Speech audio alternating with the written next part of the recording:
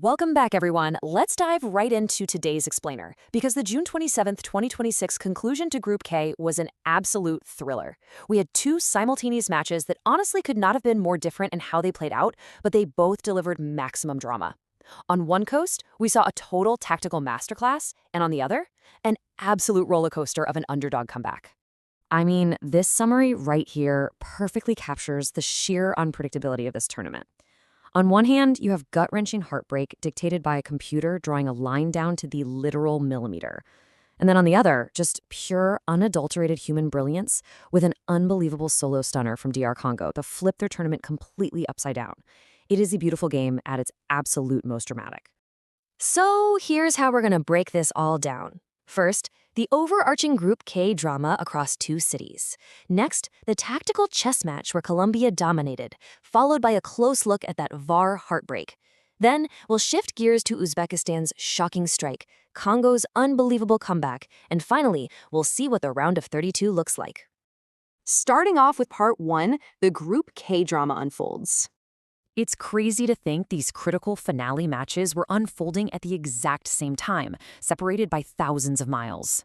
Down in Miami, under the lights of Hard Rock Stadium, Colombia and Portugal played out this highly methodical 0-0 tactical masterclass. It was a heavyweight chess match, and space was at an absolute premium.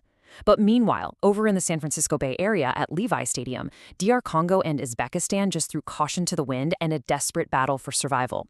It was high-scoring chaos that ended in a frantic 3-1 shootout. Moving to part 2, let's look at that tactical chess match where Colombia dominated. So coming into this game, Colombia were already the group leaders. Mathematically, they only needed a draw to secure that top spot. But if you thought they were just going to sit back and invite pressure, you'd be entirely wrong. Colombia came out swinging to thoroughly outplay Portugal. And that brings us to a really fascinating tactical dynamic with the number 41. That is the age of Cristiano Ronaldo, who started this crucial match for Portugal. Because of Colombia's relentless high press and just total dominance in possession, Portugal was forced to defend incredibly deep. That left their 41-year-old superstar completely isolated up top, totally starved of service. This contrast really tells the story of the match. On one side, you've got Colombia's Luis Diaz being an absolute menace. He was applying relentless attacking pressure, stretching the Portuguese defense to its breaking point. And on the flip side, Ronaldo endured a remarkably quiet night with very, very few touches. Colombia's tactical setup just completely neutralized Portugal's legendary forward and cut off his supply lines. Now for part 3, the VAR heartbreak. You know, a 0-0 scoreline rarely tells the full story of a match's emotional arc, right? Late in the game, Colombia thought they had finally broken the deadlock. Davinson Sánchez found the back of the net, and the stadium absolutely erupted. The Colombian players wheeled away in furious, joyful celebration, thinking they had just secured a famous victory. And then, the massive plot twist. Goal disallowed. Offside by millimeters. The VAR check literally pulled the rug right out from under them. It's just the most frustrating way to lose a goal, decided by the slimmest of margins on a digital screen. The Colombian players were absolutely furious, but that 0-0 draw held firm until the final whistle. So what did that tactical stalemate actually mean for the bracket? Well, both giants happily advance. Colombia takes the crown as Group K winners, which sets up a thrilling round of 32 clash with Ghana. Portugal, having to settle for the runners-up spot, now faces a massive hurdle in the next round as they go head-to-head with Croatia. All right, part 4. Let's head over to Uzbekistan's shocking opening strike. Over in the San Francisco Bay Area, the script was entirely different. DR Congo desperately needed a victory to qualify. A draw just wouldn't cut it. But only 10 minutes into the match, Eldor Shomurodov flipped the script. Running onto this perfectly weighted through ball, he produced a stunning piece of finishing. With the Congo keeper Lionel Mapasi rushing out, Shomurodov executed the most delightful first-time chip to give Uzbekistan a shock 1-0 lead. And things actually grew even more dire for Congo. Nathaniel Maguku thought he had equalized with a stunning goal of his own, but it was ruled out for a foul committed in the build-up.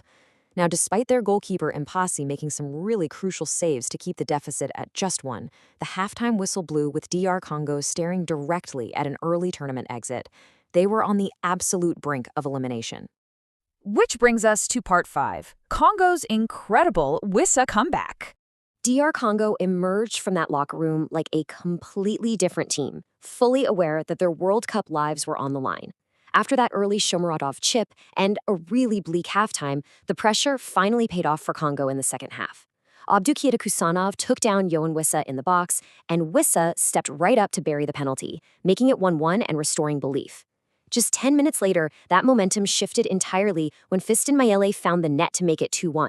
But the real crowning moment was still to come late in the second half. Let's break down that final cinematic moment. It all kicked off with a ferocious ball recovery by DR Congo in the midfield. With Uzbekistan desperately pushing men forward to try and find an equalizer, space suddenly opened right up.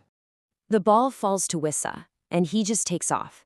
This wasn't just a run, folks. It was a pure showcase of panache. He goes on this long, driving dribble up the pitch. The defender steps up to challenge, and Wissa beats him with absolute confidence, slicing right through the retreating Uzbekistan defense. And then, the climax. A powerful, pinpoint finish right past the keeper. A stunning solo effort to seal a 3-1 victory and secure a heroic brace for Yoane Wissa. In just 45 minutes, Congo had completely rewritten their fate, and Wissa really cemented himself as one of the breakout discoveries of this World Cup. Finally, Part 6, the round of 32, awaits. We've reached the end of this group stage, and the final fallout is set in stone. Colombia and Portugal safely advance as the top two from their tactical stalemate, and thanks to that monumental second-half comeback, DR Congo officially advances to the knockouts as one of the best third-place teams. Now, while Uzbekistan is eliminated, they exit this tournament incredibly proud. In their brave debut on the world stage, they gave us Faizuliev's historic goal in previous matches and Shomurodov's beautiful chip today. They proved for sure that they belong here. As we wrap up this explainer on the thrilling conclusion to Group K, I want to leave you with this question to chew on. Can newly discovered World Cup star Yoane Wissa carry this incredible, fiery momentum deep into the round of 32? It is going to be absolutely fascinating to watch Congo in the knockouts. If you found this breakdown helpful, make sure to like and subscribe so you don't miss any of our upcoming coverage as the round of 32 officially kicks off. Until then, keep analyzing, and thanks so much for watching.